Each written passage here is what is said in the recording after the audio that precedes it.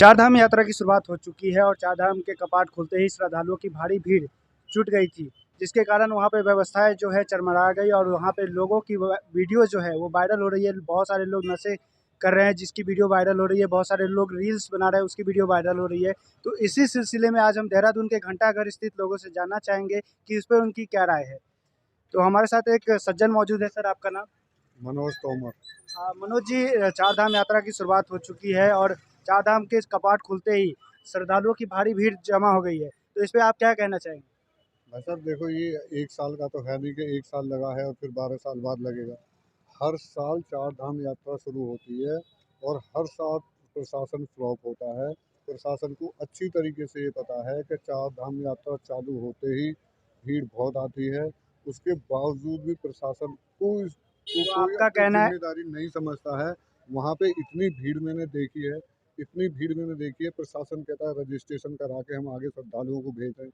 जब प्रशासन को ये पता है कि रजिस्ट्रेशन होके आगे श्रद्धालु जा रहे हैं, तो इतनी तादाद में भीड़ वहाँ कैसे पहुँच जाती तो है? आपका कहना है कि प्रशासनिक व्यवस्था जो है वहाँ पे थोड़ी-सी कमज़ोर बिल्कुल है। थोड़ी सी कमजोर नहीं है, बहुत ज्यादा कमजोर है। प्रशासन तो वहाँ पे किसी दुर्घटना की जो है ना वो इंतजार कर रहा है, ज़िम्मेदारी भी नहीं लेता। जिम्मेदारी भी नहीं लेता और इंतजार कर रहा है। जिस हिसाब से वहाँ पे भीड़ इकट्ठा हो रही है, वहाँ पैर रखने की जगह नहीं है।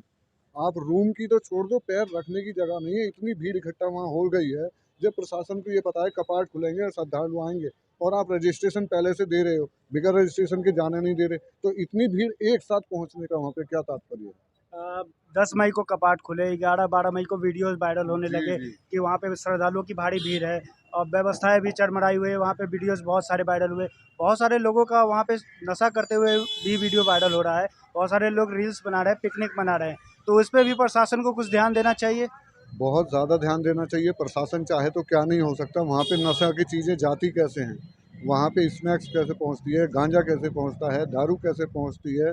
जब ये हिंदू धर्म के सनातनियों के तीर्थ स्थल हैं, वहाँ से तो ये नशे की चीज़ें दूर दूर तक ख़त्म कर देनी चाहिए। मैं तो कहता हूँ पूरे उत्तराखंड में ही नशे पे बैन लगा देना चाहिए, ताकि कोई भी जो है नशे की कोई भी चीज़ हो, दारू हो, स्नैक्स हो, गांजा हो, अफीम हो, कुछ भी हो। आपका कहना है कि हाँ, जैसा हम भी मानते हैं और सारे हिंदू में मान्यता है चार धाम की। चार धाम में इस तरीके की चीज़ें होना, प्रशासन और सरकार का ध्यान ना देना और लोग भी कुछ हद तक जागरूक नहीं है। तो इस पे आप सरकार, प्रशासन और लोगों से कुछ कहना चाहेंगे? देखिए सर, जनसंख्या इतनी ज़्यादा है, लोग तब जागरूक होते हैं जब उन पे डंडा चलता है। अगर प्रशासन चाहे तो लोग भी जागरूक हो जाएंगे और सारी चीज़ों पे बैन भी हो जाएगा और व्यवस्था भी सही हो जाएंगी। पिछले साल वहाँ पे जो है रील्स और वीडियो बनाना बैन कर दिया गया था कुछ दिन। तो उस तरीके की चीज़ें होनी चाहिए कि नहीं, कि मतलब लोग ज़्यादा वहाँ पे रील्स ना बनाएँ, आस्था के केंद्र को मज़ाक ना बनाएँ? सरकार और प्रशासन को एक व्यवस्था ऐसी बनानी चाहिए, जब रजिस्ट्रेशन के अनुसार आप वहाँ पे श्रद्धालुओं को भेज रहे हैं, तो वहाँ पे ऐसे से मतलब इतनी तादाद में एक साथ इतने श्रद्धालु नहीं पहुँचने चाहिए।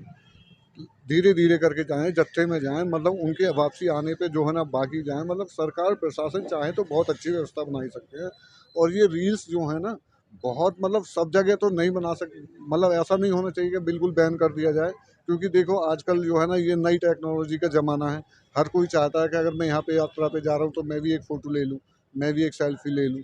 तो देखो ये बहुत सारी चीज़ें बैन करना भी उचित नहीं, नहीं है। मतलब मेरा कहने का मतलब है कि बहुत सारे श्रद्धालुओं का, जिनका आस्था का केंद्र है, जो लोकल्स है वहाँ पे, उनका कहना है कि हमारे आस्था का मज़ाक ना बनाया जाए। हाँ, वो तो है। देखो जो बहुत सारी रील्स हैं जो ऐसी बनाते हैं कि जो मज़ाक बनाते हैं, वो तो हमें भी पसंद नहीं है। पर देखो मैं अपने परिवार के साथ जा रहा हूँ, तो मैं अपने परिवार के साथ जाऊँगा तो मैं भी कहूँगा कि एक सेल्फ़ी ले लूँ केदारनाथ जी की, एक सेल्फ़ी ले लूँ बद्रीनाथ जी की। तो देखो वो कोई मज़ाक नहीं है, वो मेरी आस्था है और आस्था के साथ मैं परिवार के साथ जा रहा हूँ, मैंने एक सेल्फ़ी ले ली। बहुत सारी जो रील्स बन रही हैं, वीडियोज़ बन रही हैं, उसमें मज़ाक बनाया जा रहा है, वो भी उचित नहीं है, वो भी अच्छा नहीं है। जी, बहुत-बहुत धन्यवाद। तो हमारे साथ पंडित उदय शंकर भट्ट जी जुड़ चुके हैं और उदय शंकर भट्ट जी, आपका बहुत-बहुत स्वागत है मुद्दा टीवी में। धन्यवाद। उदय शंकर जी, सबसे पहले मुद्दे पे ही आते हैं कि चार धाम यात्रा की शुरुआत हो चुकी है और चार धाम यात्रा की जैसी ही शुरुआत हुई, कपाट खुले, अगले दिन से व्यवस्था चरमराई हुई दिखी। भक्तों की भारी भीड़ वहाँ पे थी। तो इस पे आप प्रशासनिक व्यवस्था को और सरकार को कुछ कहना चाहेंगे? देखिए, ये आज की बात नहीं कि हमारे यहाँ जब से स्थापित हुए हैं भगवान बद्रीनाथ ये सब, क्योंकि हम आज के नहीं हैं, हज़ारों वर्ष पुराने हैं। और उस समय जब यात्रा होती थी तो पद यात्रा करते थे, जाते थे, तो भीड़ इतनी नहीं होती थी। अब हम लोगों ने, क्योंकि हम पे धन भी आ चुका है और हम आधुनिक युग की ओर प्रवेश कर रहे हैं, तो हम सुविधाजनक होते हुए, क्योंकि अब हेलीकॉप्टर की यात्रा कर रहे हैं, गाड़ियाँ हमने पहुंचा दी हैं, मार्ग हमारे पास अच्छे हो चुके हैं, तो यात्रा में लोग अपार भीड़ बन रही है। लेकिन दुर्भाग्य ये है हमारे इस राज्य का कि जब से हमने उत्तराखंड राज्य माना है, बना है यहाँ पर, तो उत्तराखंड राज्य के बनने के पश्चात देखिए एक एक तीर्थाटन, जब तीर्थ यात्रा के निकल रहे, एक एक पर्यटन भ्रमण के लिए निकल रहे हैं। और इस राज्य का दुर्भाग्य ये रहा है कि कोई भी सरकार आई हो, उन्होंने तीर्थाटन और पर्यटन को अलग अलग नहीं किया है। तो आपका कहना है कि इन दोनों को अलग करना चाहिए। निसंदेह अगर हम लोगों ने, भाई हम तीर्थाटन के तीर्थ के लिए जा रहे हैं ना, हम भगवान के यहाँ जा रहे हैं भाव और भक्ति को लेकर के, श्रद्धा को लेकर के, तो एक बिल्कुल यात्रा अलग है। और एक हम जा रहे हैं पर्यटन के लिए, हम प्रकृति का आनंद लेने जा रहे हैं, घूमने के लिए जा रहे हैं, वो बिल्कुल अलग यात्रा है। अब दोनों यात्राओं का संगम हो जाएगा, निश्चित रूप से जो है वो, जिस ढंग से ये माहौल चल रहा है हम लोग देख रहे हैं, अपार भीड़ में तो स्थिति चरम आएगी, कोई भी सरकार हो, क्योंकि पहाड़ है। पंडित जी, कुछ लोग जो है केदारनाथ के या चार धाम यात्रा में जो होते हैं, वो नशे का प्रयोग करते हैं, सेवन करते हैं, और वहाँ पे बहुत ज़्यादा रील्स बनाते हैं, बहुत ज़्यादा वीडियोस बनाते हैं, और ऐसे ऐसे वीडियोस वायरल भी हो जाते हैं। तो उस पर आप क्या कहना चाहेंगे? हमारे जितने भी धार्मिक स्थल हैं, हमारे धार्मिक स्थलों पर गर्भगृह में प्रवेश वर्जित है। जब गर्भगृह में एक आम व्यक्ति, आम श्रद्धालु, आम पुजारी नहीं जा सकता, हम भी नहीं जा सकते। वहाँ एक निश्चित रूप से वहाँ की एक परंपरा है, हमारी सनातन धर्म की परंपरा है कि गर्भगृह में प्रवेश किसका होगा, उसका आचरण, उसका खान पान, उसका पहनावा, वही गर्भगृह में प्रवेश करेगा। तो जब हमारे पास इतना प्रतिबंध, इतना विचार करते हैं हम लोग अपने गर्भगृह में भगवान के अभिषेक के लिए, पूजन के लिए, तो वहाँ तो फोटो खींचना और रील बनाना तो निश्चित दुर्भाग्यपूर्ण है। और ये किसी को भी अधिकार नहीं देना चाहिए। हम लोग जो बनाते हैं, कोई जाते हैं कि आप रील बना रहे, फोटो खींच रहे या वीडियो बना रहे हैं, उनको भी वायरल हम करें, निसंदेह ये हमारी धार्मिक आस्था पर ठेस भी पहुंचाता है। क्योंकि हम लोग कौन देख रहा है, मेरी आस्था अगर आज भगवान बद्रीनाथ पर है या केदारनाथ पर, तो मैं वहाँ जाके दर्शन करूँगा। और बद्रीनाथ जो वहाँ स्थापित हैं वो स्वयं में, वहाँ पर हम लोगों ने स्थापित नहीं, कोई मूर्ति नहीं लगाई गई है वहाँ पर ला करके, तो वो अब स्वयं में स्थापित है। उनके स्थापना को हम दूसरे के स्थापित नहीं कर सकते हैं। जिसकी मेरी आस्था को बद्रीनाथ जाकर के दर्शन करूँगा, या मेरी आस्था को केदारनाथ जाके केदार बाबा के दर्शन करने की, तो केदारनाथ जाकर के दर्शन करूँगा। वहाँ किसी को भी, और जहाँ तक आप बात करें नशे की, नशा बड़ा दुर्भाग्यपूर्ण हो चुका है कि हम लोग, नशा इस वजह से भी हो चुका है कि धर्म के लिए जाएगा, जो भगवान के दर्शन के लिए जाएगा, अभिषेक के लिए जाएगा, वो नशा नहीं करेगा। नशा कौन कर रहा है?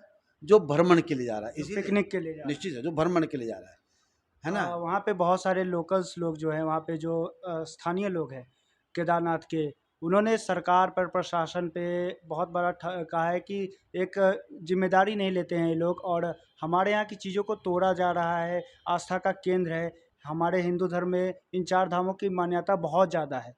तो उनका कहना है कि जो हमारे पास मान्यताएं हैं, हमारे पास ये जो चार धाम है, इन्हें सरकार कुछ करे जिससे यहाँ पे जो व्यवस्थाएं हैं वो ख़राब ना हो, यहाँ पे लोकल्स के घर को तोड़ा ना जाए, जो भी स्थानीय लोग हैं, और स्थानीय लोगों को परेशान ना किया जाए। तो इस पे आप क्या कहेंगे?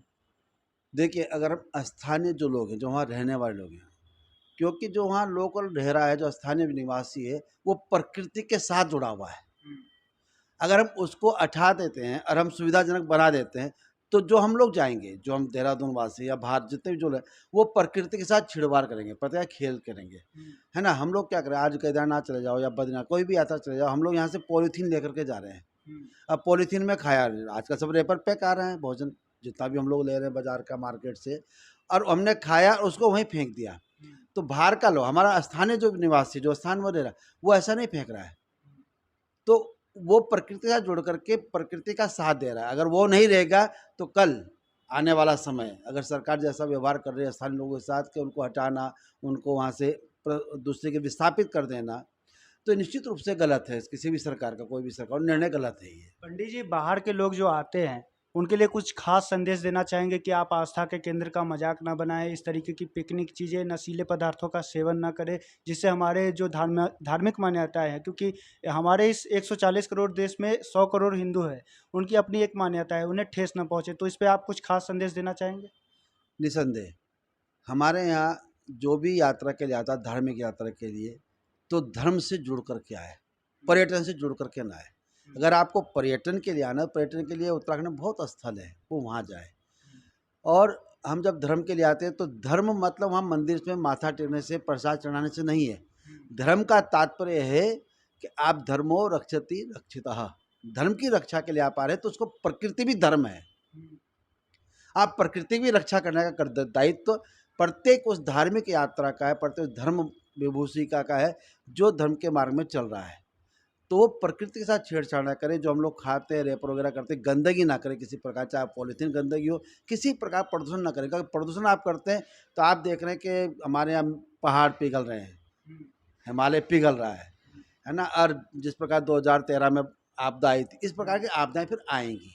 हाँ, उसी के ऊपर मैं आपसे बात करने वाला था कि 2013 में जो आपदा आई थी, उसी तरीके की हमेशा कुछ ना कुछ ऐसी चीज़ें हो जाती है, जैसे लैंडस्लाइड हो जाती है वहाँ पे, बारिश में बहुत ज़्यादा रास्ता ख़राब हो जाता है, और प्रशासन भी, सरकार भी उस तरीके का कुछ आज तक निवारण नहीं निकाल पाई। तो इस पे आप सरकार को, प्रशासन को, जो भी है कार्यरत वहाँ पे होते हैं, उन्हें कुछ खास संदेश देना चाहेंगे कि जो चीज़ें हैं वो और सुधारी जाए, क्योंकि ये जो यात्राएं होती है वो बहुत मुश्किल होती है, और इसकी एक अलग मान्यता है हमारे धर्म के लोगों के लिए। तो इस पे आप उन्हें कुछ कहना चाहेंगे? देखिए, ग्लेशियर पिघलते हैं, आज से नहीं, समय से पिघलते हैं। हमारे यहाँ पहाड़ों में आपदाएं भी आती रहती हैं, और उसमें उसका हम जो है समाधान भी स्थानीय स्तर पर हम कर लेते थे। आज की बात नहीं है ये, जब सरकारें नहीं थी, जब कुछ नहीं था, तभी हम स्थानीय से जुड़ करके उनकी जो उपचार कर लेते थे। सर, तो ये थी पंडित जी की राय और कुछ लोगों की राय, जिन्होंने बताया कि हमारे जो 4 धाम की यात्रा है, उसमें सरकार को, प्रशासन को और स्थानीय लोगों के लिए जो समस्या है, उनका कैसे निवारण करना चाहिए। जो बाहर के नागरिक आते हैं यहाँ पे, जो पर्यटन के लिए आते हैं या आस्था के केंद्र के लिए आते हैं, उस तरीके की चीज़ें ना करें जिससे वहाँ पर जो धार्मिक मान्यता है उसे ठेस पहुँचे। तो आगे की खबरों के लिए देखते रहिए मुद्दा टीवी। मैं अभिजीत कुमार, कैमरा पर्सन साक्षी के साथ। धन्यवाद।